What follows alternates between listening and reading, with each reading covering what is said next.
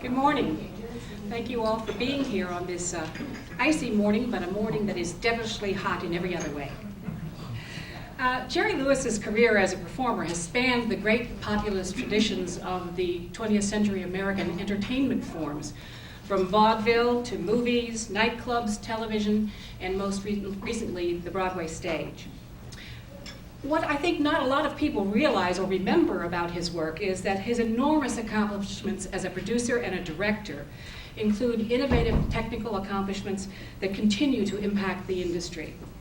He has an astonishing 57 film, TV, and stage credits as an actor, director, and/or producer, and sometimes a combination of many or all of those things.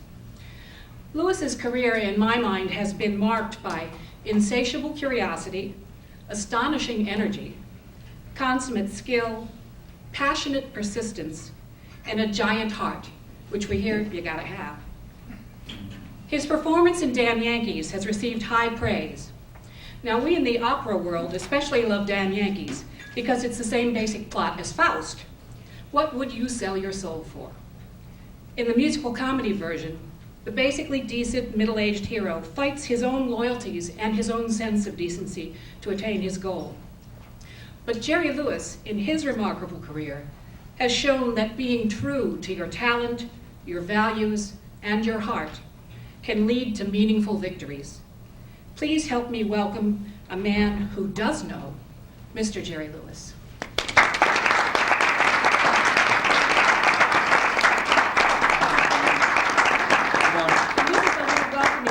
We have to confess that most of it's for Danielle. Well, Danielle will love it. Thank you, Jane. You're very welcome. I appreciate it. It's a lovely introduction. I thought I was watching my own funeral. Come back for that. We do those very well. Thank you. Good morning. I'm here. I know you're thrilled, so let's get on with it. Mr. Lewis, why Damn Yankees, and how's it feel to finally play someone who's not a plus? Damn Yankees just happened to have been the best show that I'd ever seen, 1955. It's interesting because I went to see the show because I had a protege in it, Bob Fosse, who put the show together, who had worked for Dean and I as a dancer, and I made him a choreographer. Shortly thereafter, he did a couple of things like Pajama Game and Damn Yankees and so on. So I was there to see his work, and I never forgot the magnificence of that show. Now in 1994, they called me and asked if I wanted to play the devil, and I said, well, why would you want me to play that? And they said, well, you've been doing it for over 60 years. And they got my attention. I went to see it, and I just fell in love with it. Plus the fact I had given up on the dream of playing Broadway, something that I wanted to do for years, and then just gave up on it. The materials that I had looked at or things that had been proposed weren't really up to what I believed would be acceptable and meaningful. This was perfect, and it is perfect. It's a show about hope and prayers and dreams and wishes and fantasy and deception and trust and dishonor, and it's just about a menu of not unlike what we're all about. The show is wonderful because we have a dynamic cast of people, great book, wonderful music, and him, and it's a great combination. And I think that the people in the theater are seeing something that they've never seen before. And that is a show that presents itself on the stage like it's the first night, every night. And we will do 602 tonight. And this company works like it's one. And I get the same rush. I look at my watch and I see I got 7 hours or 8 hours to wait before the curtain comes up. And when you bring that kind of passion to the theater, the people recognize it. They feel something. I don't think they turn to one another and say, we love this because they're passionate. But I do know that they feel something a little more out of the ordinary. I understand this character is a little bit different from what you played. I should have been a used car salesman. The what? The character is a little bit different from what you played before. He doesn't trip over himself once during the whole production. How does that feel to have such a change? Well, he's a mischievous devil. He doesn't trip over himself. He trips over his conduct and his actions and his thoughts. And there, if you look really deeply into the plot, then you're not going to be enjoying yourself. My recommendation is to watch what's on the stage and don't think too much about it. You'll have a good time. Yes, sir. What added difficulties are in taking a show like this on the road as opposed to doing it in the same theater on Broadway every night? Well, you meet a variety of problems that are just, they come on the dinner. You're moving, we have 6 18-wheeler trucks that move this show. Perfect example, closing in San Diego on Sunday. We had to move trucks out Sunday night to get here. So we're doing a 5-day week rather than a 6-day week. And we're doing only 7 shows rather than 8, a problem just based on logistics. I travel with my 4.5-year-old daughter, which she happens to be the air in my lungs, so it's a joy for me. But with her and our governess and my road manager, myself and my wife, and her carry-on and my carry-on, and when we get on a plane, we look like the Joad family out of Grapes of Red. We're not looking for work, we're just trying to get to it. So it's funny and it's wonderful, and she's a little sponge and she's soaking up this wonderful world out there. And it's a great education for her. It's wonderful for my wife and myself, and we're having the best time of our lives. For as long as the show's been going on now, do you, if it comes along, will you do another Broadway show or another tour? I'm going to be 71. You want to rephrase your question?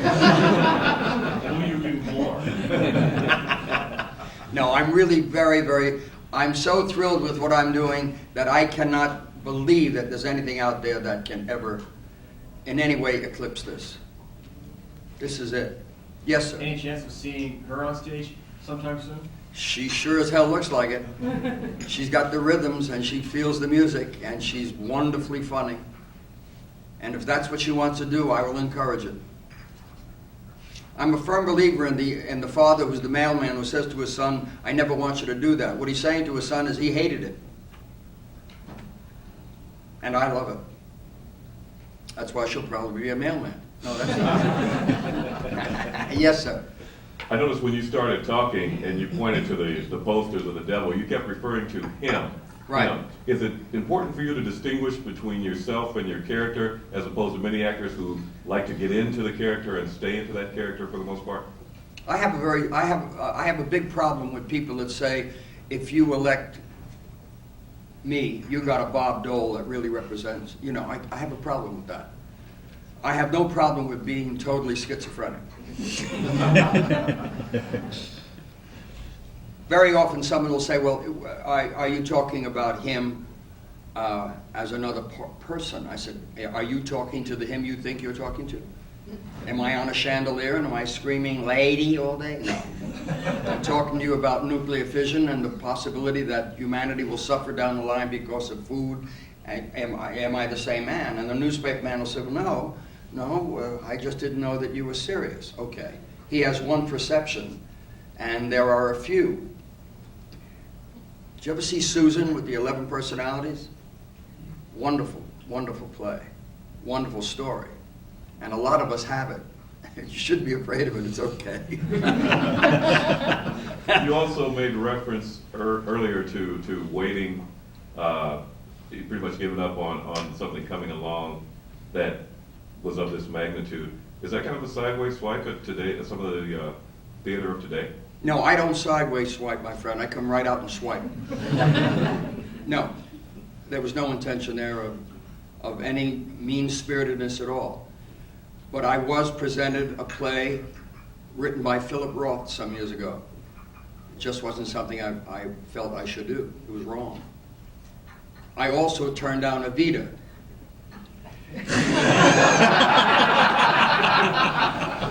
Which role?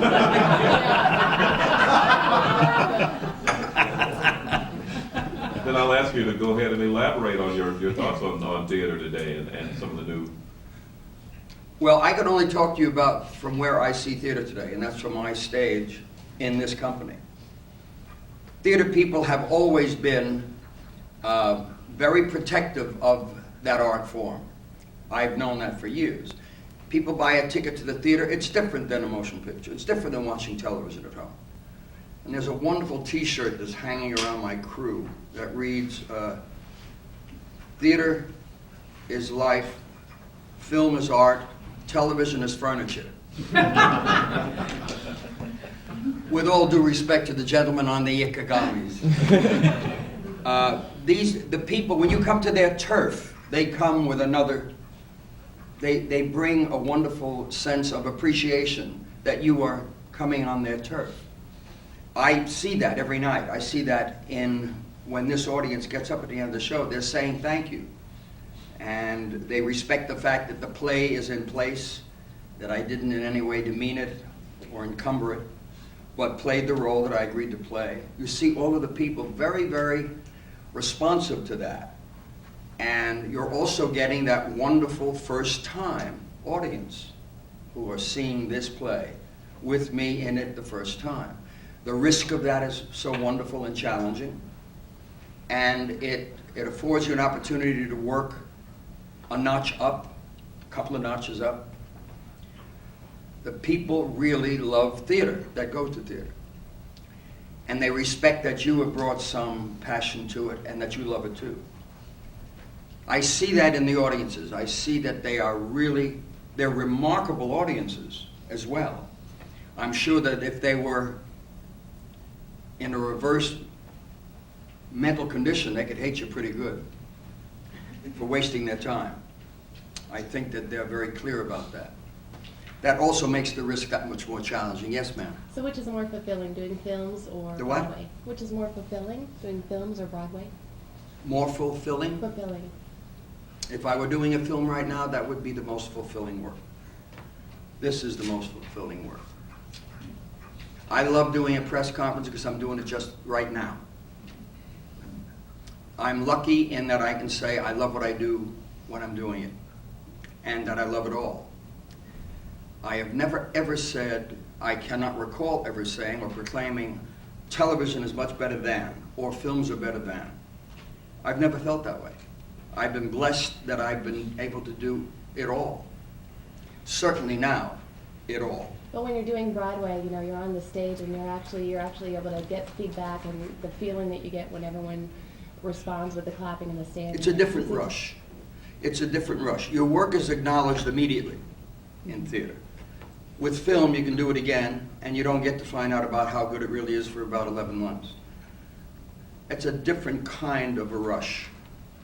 Suffice to say, it isn't any different. It's just quicker. And this is marvelous that you can go out tonight, and that audience is anticipating the show, and you in it. And then you bring them the pleasure that they hope they get, and it's a wonderful mix. And I'm very blessed that I don't like that better than that, or that's terrific and this isn't.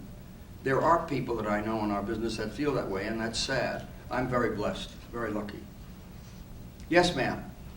You started out on the stage, so it shouldn't be too much of something new now, but do you get stage fright, or have you had any with this round of being on stage? Stage fright? Opening night on Broadway, I was catatonically frightened.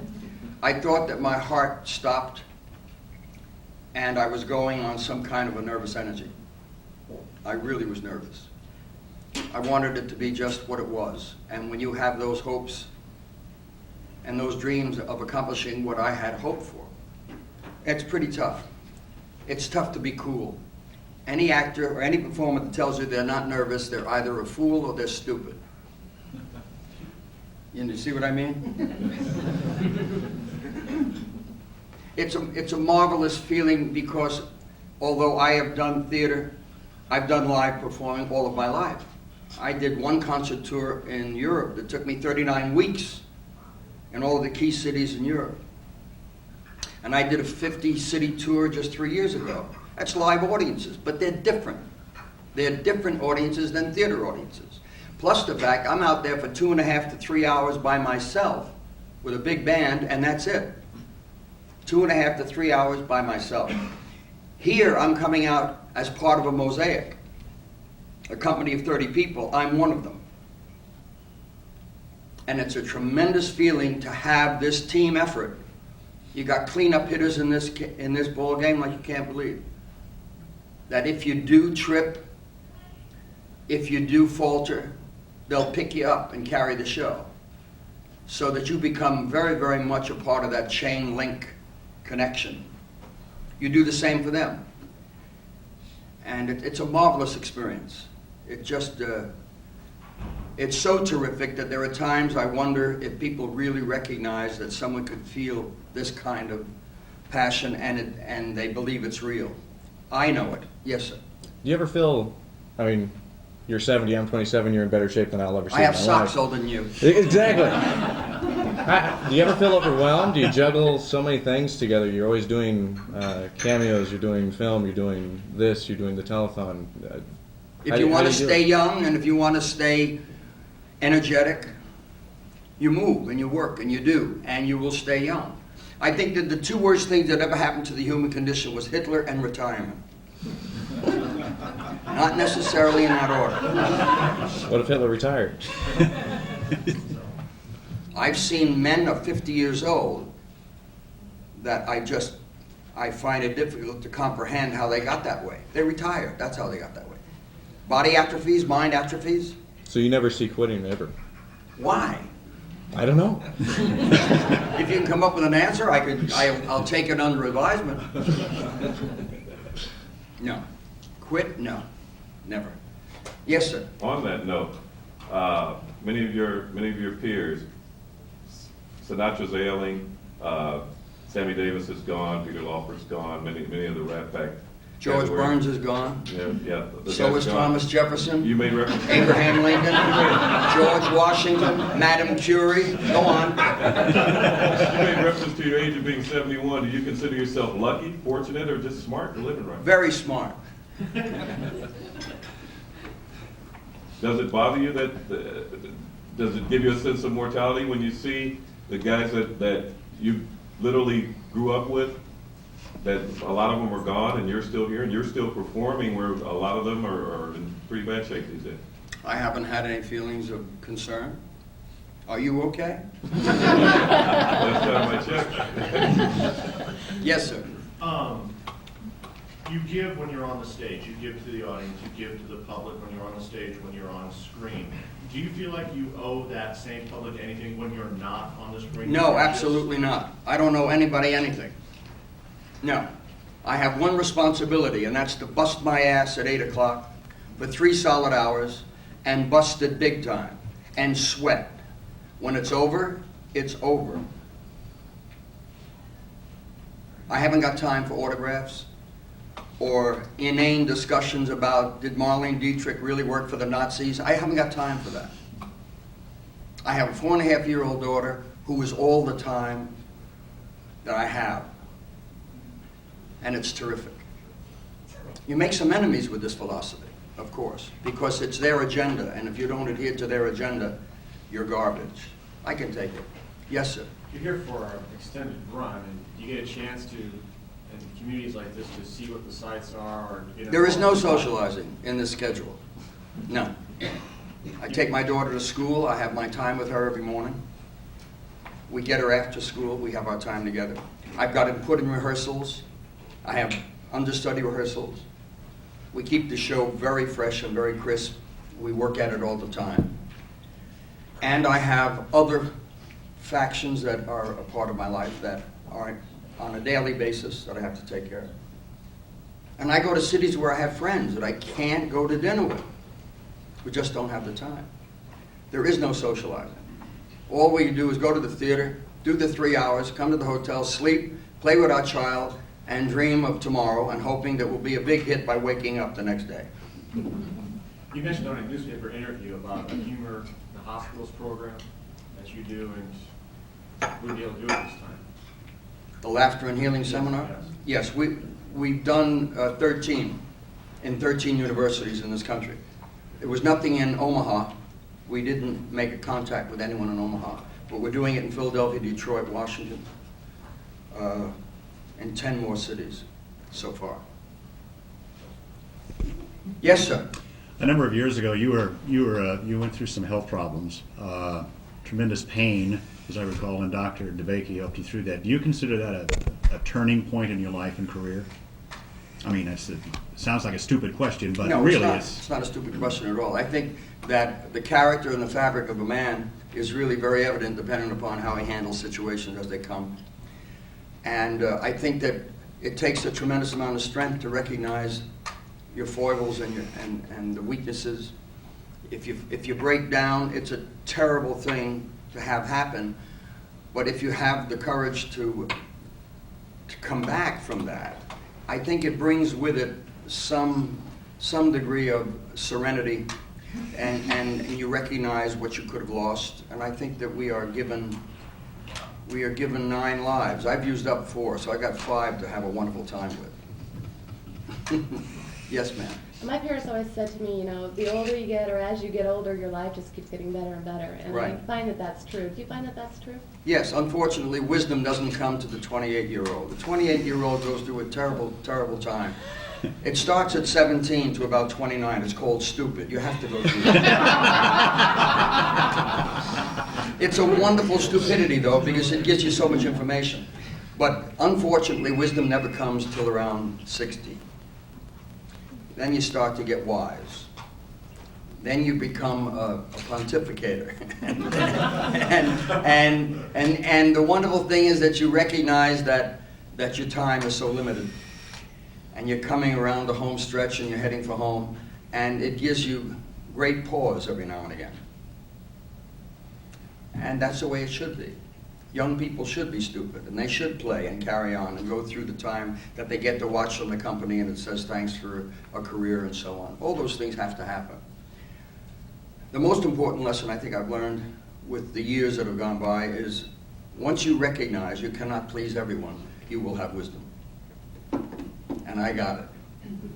Yes, sir. Speaking of your film career and what you've done in films, you were in Scorsese's King of Comedy in '83, where you played. You're the kidding. part. I was in that?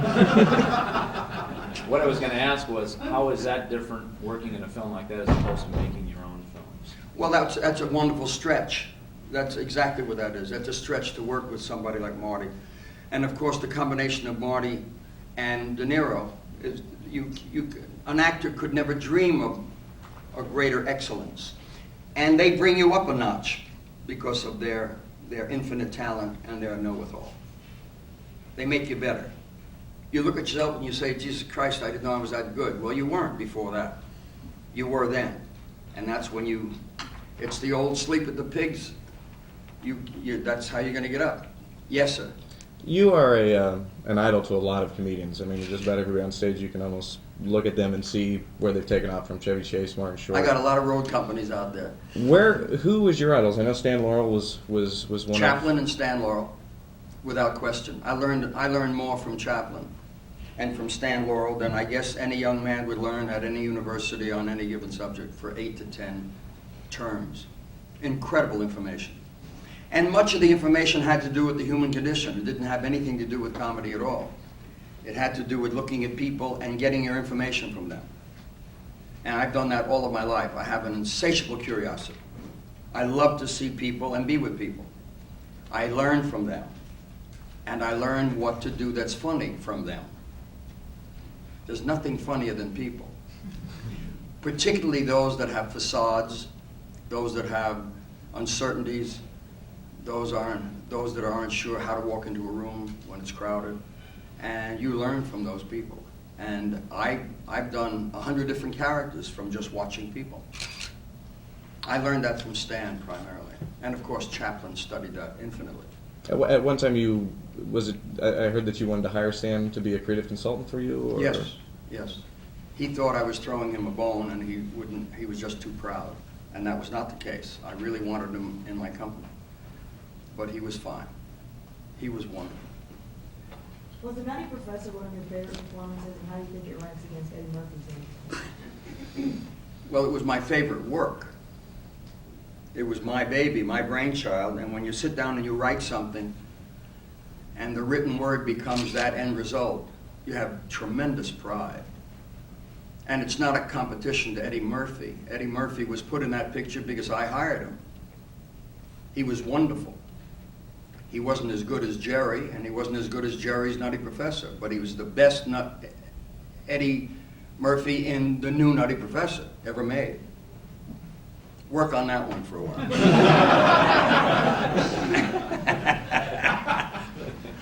Gotta lighten this up here and there, folks. Are you back? Go ahead, kid. He's 27 going on 70. That's okay. That's Mr. Kid to you. But you know, do you have any plans of ever doing another film to where you write, produce every? I mean, do you see yourself? Yeah, I got doing 3. We're in the process of doing them when they called me for Damn Yankees, so I put them all on the back burner. But they will happen. Yes, ma'am. Speaking of Nutty Professor, my dad worked in the motion picture industry all his life, and he was working for Paramount when that came out. And I remember as a kid going to see it and getting this. The ruler. I wanted you to sign it, but since you don't sign autographs. No, at least you for could- that 13-inch ruler, I will sign it. Yeah, if you have a Sharpie pen, it'll write on I it. have Okay, that would be my pleasure. Thank you. You're welcome. Yes, sir. You worked with Scorsese and De Niro. Who else would you like to work with? Are there any modern actors that you'd like to work with? Not that I can think of. I'm working with 30 of the best people in the world right now, and that's my focus. So I guess it would be difficult for me to think of anyone else.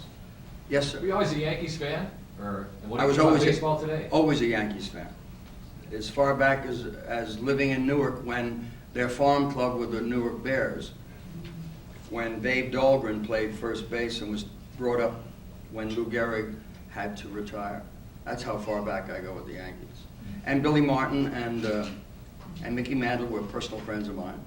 And there's always been a Yankee something in my life throughout the years. That's why this is so unusual. Then, of course, I rooted like an insane maniac for the Yankees to win the series because I just thought it was good business.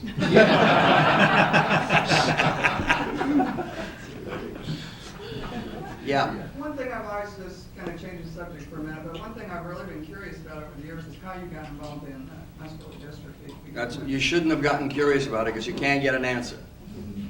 I've never answered that question in 48 years. The important thing is that I do it, not why. Come on. Yes, sir. We've got the play centers around what one athlete might be willing to do for success, namely sell his soul to the devil. I think there might be athletes out there today that might not have such a struggle with that. I don't think I understand the question. I don't either. Run that by me again. How's it go? In the play, there's a young man who struggles with what he would do for success. That's an old man that struggles. Is there anybody in athletics today, do you think there are people who might not have such a struggle for success, doing whatever it takes, be it selling their soul to the devil? Well, I don't know that I have the information that you're looking for. I do know that I think it's difficult for an athlete like Dennis Rodman to deal with only $9 million a year. I know that's rough. And athletes that struggle with that, I don't know what I would say to them. I certainly couldn't be in any way, manner, or form an advisor. And I still don't think I'm answering your question. It's a bad question. Look at the time it took. It was wonderful. Yes, sir. Jackie Gleason once said in an interview that he couldn't look at comedians today or any television, especially sitcoms and that sort of thing, without for 5 minutes without knowing where it was going and what. I mean, he got to that point. Yes. Obviously, why they call him the Great One. Do you have any comedians? Do you have people that make you laugh? Everyone that's capable and competent that does comedy makes me laugh. Everybody from Robin Williams down. And he's the genius. And I got news for you, Gleason. When you mention Gleason, you are talking about the greatest sketch comic that ever lived. There was nobody better in a sketch than Jackie Gleason. What about Red Skelton? Skelton was a brilliant clown in a sketch. There were different levels, but Gleason was numero uno when it came to sketch comedy. Then, of course, when you see the likes of Steve Martin and Billy Crystal, they are so good at what they do. Paul Reiser and Jerry Seinfeld are perfect examples of in-the-bones comedy. See, the Seinfeld sitcom is no big deal, but Jerry is. And what you're getting from Jerry is what's in his bones. It's part of his whole chemistry that makes him so good. Same with Paul Reiser, Steve Martin, Robin Williams, Billy Crystal. They all come to you with more than just a commitment. Well, I said I'd do this show, and they do it. They bring so much more. And that's why when someone isn't elevated to that excellence and they're doing comedy, that's almost like malpractice to me. They should really get a day job. When I see that they are standing up there in a comedy club and they're going through what I call cerebral combat. They want to beat you. They don't want to entertain you. They can sit with 12 comics later at Popeye's Chicken telling one another how they beat the crowd. We come from another place. We come from a very selfish place because no one gets the joy that a real drag-out, knockdown comic gets. I think it was- Providing laughter for an audience gives that comic more satisfaction than anything he knows in the world. And if you don't have that feeling, an audience is not going to recognize it completely, but they will know that there's something missing. I believe it was in the movie The Patsy. Some of the comedic timing in that is when you watch it this day. I saw it originally, but and have seen it since. But the timing of the vase coming over and you catching it this far from the floor. I mean, how can that be taught? How can that? That's got to be something that's inbred. That's God-given. That's in the bones. Because I really can't. I know I did it. I know what I did to get it on film. But I don't want to in any way encumber your thoughts about what you saw. It took a tremendous amount of in the bones. It's quite obvious. Yeah. And I'm very proud of that too. I really love that work. That's work that I will always be proud of. Yes, ma'am. You've been compared to, or Jim Carrey has been compared to you as a kind of an heir apparent. What do you think? I think he's the best visual comic to come along in 100 years. I think he's brilliant. I just hope he takes care of himself. You think the comparison is apt? Oh, I think that I've been an influence on him. I've never met him, but the work that I've seen him do is just incredible. It's wonderful. Does Jim Carrey deserve $20 million a picture? Does Dennis Rodman deserve $9 million a year? I don't know how that works. Why wouldn't Jim Carrey be worth that kind of money? If the CEO of Xerox Corporation walks away with a bonus of $49 million after sacking 44,000 people, explain that to me, and then we'll have a discussion. A lot of older comedians tend to look down on some of today's comedians because of the subject matter of their material and the obscene language that's used in a lot of their material. Do you have an opinion about that one? Yes, absolutely. If you can't be funny, be dirty. If you have no talent, go to the toilet. It's a very simple premise. It's gone on for years. If you have ability, you don't have to go to the toilet.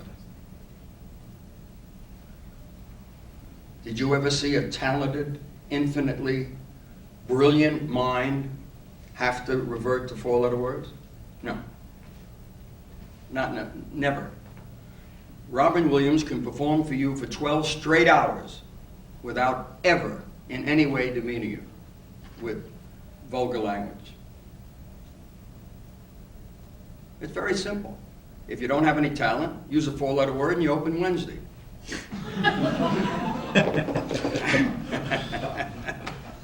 Yes, sir.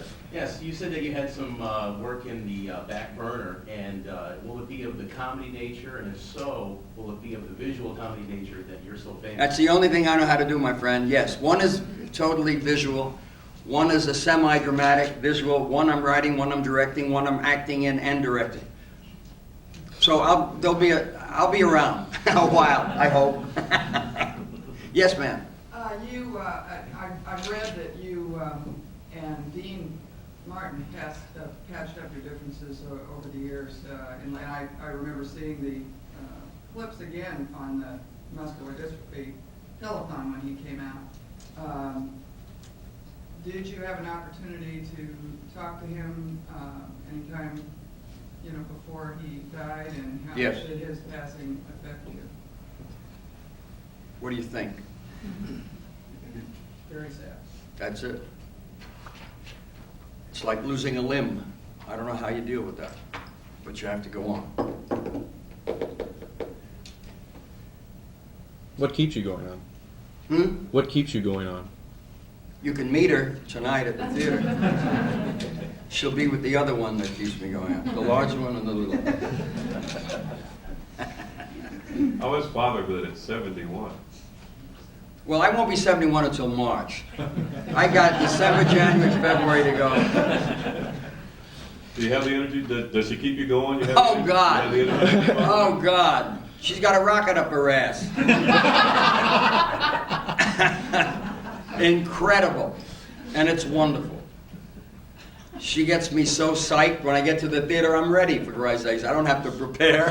All I have to do is leave her and walk out, and I'm on. Are you done? Because I'll stay with you for a week, you know, if you got stuff you want to talk about. The thing that I try, what I try to do, and this is like our 40th press conference in a year and 8 months. And what I try to do is to stay away from sounding like a qualified orator on any number of subjects. That's not what this is about. But press conferences always intrigue me because people come and they have things they want to talk about, but that when you get there, it's a staring contest. And I like to break that down and really get into it because it's always very, very, it's a mind exercise for me. You never know what people are going to ask. And there are very, very often times that you will say things that you didn't know you knew. And that always gives me a great joy because I come away from these things with much more information than I leave. Yes, sir. I have only seen the film version of Damn Yankees with Ray Walston, I believe was the part that you play. Jonathan Winters, for example, who is obviously the inventor of improv, the quickness and all that, even in serious roles, he has to, there's Jonathan Winters that comes out. Right. Were you allowed, I'm sure you were allowed any freedom in the character that you play here? I could do anything I want. And did you put your No. brand on? Mm-mm. Did you stick basically to the script? Yep. There's just a couple of spots where Jerry sneaks in and we can't do anything about it. I think there's one. It's the 9-year-old that demands to get on. And when he does, the audience is electrified and it's just marvelous for the show, and it's a combination of tricks and devices that just works. But if I didn't respect the integrity of the play, it would not work. It's because, I'll give you a perfect example of where it all comes from. I was flying into New York to start rehearsals of the show, and I said to my wife, who's here to verify, I said, you're going to hear a word relative to your husband that you've never heard before in all the years we're married. And the word's going to be restraint. And sure enough, that's what they all wrote about, the restraint. They loved the show, they loved Jerry in the role, but they loved that first, because I respected the integrity of the play, and I would not in any way, manner, or form hurt that. I could take a theater for 2.5 hours and put Jerry Lewis's name on a marquee and do all the things I do. Why would I want to slide into this and take it to where it shouldn't go? So that's all part of the package, and it works. It works like gangbusters. Yes, sir. Somebody who's in that stupid age between 17 and 29, who's thinking about getting into performance, be it on the stage or on the screen. Question you've been asked 1,000 times, I'm sure. What advice would you have? Well, I'd have to see what they do. You can't make a generic advice. That's difficult. If you saw their talent, you would give them a great gift by saying, go for it. If you saw that it needed work, you would give them even a greater gift by saying, maybe a better practice. Then the advice, of course, has to be very carefully given, because you're dealing with people who are very vulnerable, and you have to be careful not to steer them wrong or break their spirit. And that's a word that's very, very important in my whole lifestyle, the spirit. So it's very difficult. There is no such thing as advice. That's, you know, that's like asking Donald Trump, how did he do it? He doesn't know how the hell he did it, and he certainly won't tell you he stole it. Yes, sir. In your media packet, there is a sheet that says what critics are saying. One says from Vincent Canby, says Jerry Lewis is legitimate at last. It's taken you 70 years to become legitimate. I don't know what you've been doing in the meantime. Do you care what critics say? Does this really matter? Do you read this and does it have an effect on you? Yes, I read it all, and it does have an effect on me. And I love what I read, and then I wonder about what I read. And although in my former life, prior to this, I never read. I didn't care. It was not important. A critic was a joke to me. It never meant anything. But when you're in theater, they can shut a show down.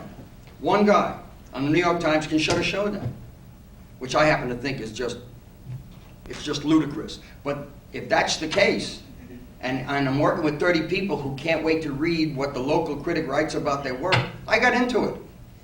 Now I can't wait to get up in the morning and see what the hell they're writing. And I do care. If they think that you're not very good, you'd like to know why. Or maybe you can correct that. It gets you crazy. I don't think it's a good policy, but and the man to say, I don't care when somebody says something negative about me, he's a liar. None of us. We get up every morning, every single one of us. We get up to seduce the world and hope they seduce us back. So for a man to say, well, I don't care whether another man thinks of me, he's a liar. As long as the man has some qualifications, of course.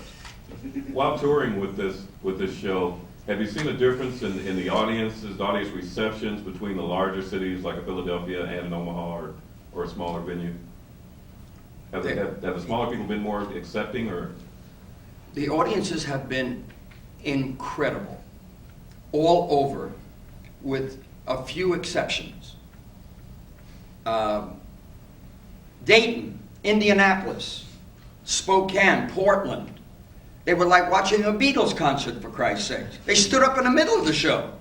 I'm standing backstage, I said, what the hell's the matter with these people? They're so hungry they have to stand up in the middle? And the curtain comes down 7 minutes after 11, when our curtain should come down at a minute to 11. The 7 minutes after 11 was because they screamed so much and applauded so much and laughed so much. Now you go to West Palm Beach. And the curtain comes in 20 minutes before 11. West Palm Beach, the home of the snob. And I have designated it the newest nuclear test site. I want them all to go in one fell swoop. Yes? One of the wonderful bonuses of your being in this production is that I think it's given Americans an opportunity to really see your career as a whole. And I know that for a long time in the middle of that you mainly performed in Europe. I wondered if you could comment on any differences you discern between American entertainment and audiences and European entertainment and audiences. There is no difference. An audience is an audience. If they care about what you're doing, they're going to respond. If the circumstances are correct, and if everything is right, it's going to be a wonderful show. I don't think that works if you take the wrong kind of entertainer to a country like Belgium, and they open in Brussels and they don't speak the language. You're going to have a problem there. Well, don't make that booking. But when you have a visual comedian that can play in every city of the world, the audiences laugh a little longer in France. They laugh a little more wildly in Germany. And the biggest audiences I have are in the Swedish and Norwegian countries, and Japan and Australia. They're way ahead of the French audience in terms of they go ballistic over this insanity. And I don't speak the language when I'm in Germany or Italy, so I prepare a show that's strictly physical and visual. And this audience is into the play. In the first 5 minutes, I have to get the audience to know that I am portraying the role of Applegate. If in the first 5 minutes we don't do that, there's no show. It won't work. So there you will certainly see some restraint because, Christ almighty, I got a house full. We're playing to sell out audiences and the ham in me says, go for it, kid. I can't. I have to edit out those feelings. I must stay in the role. But when you do that and the show is over, these audiences are incredible. Best night I've ever had in the theater in my life. That's what you hear all the time. Because it's a great show without him. It's a wonderful play before he was even an idea. And it works. You never heard of a bad revival. You only do good revivals. It's a revival because it was wonderful in the first place. I'm so glad I got a piece of the action, I can't tell you.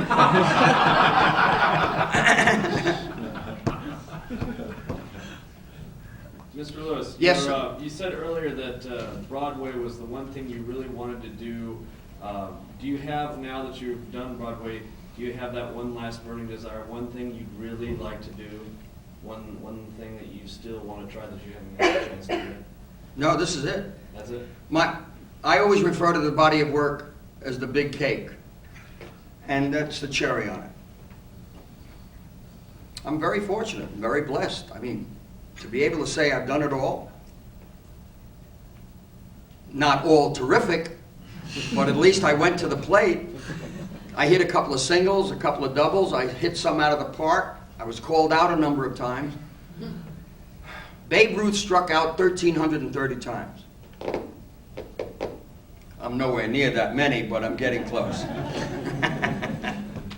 Okay, are you guys done? Okay, thank you for coming. I got more stuff you want to.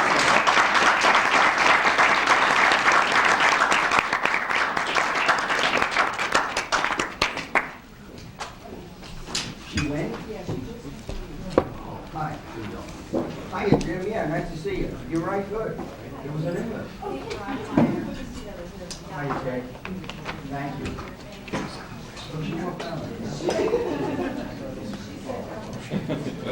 What made I think I didn't want to do my daughter? It is for that.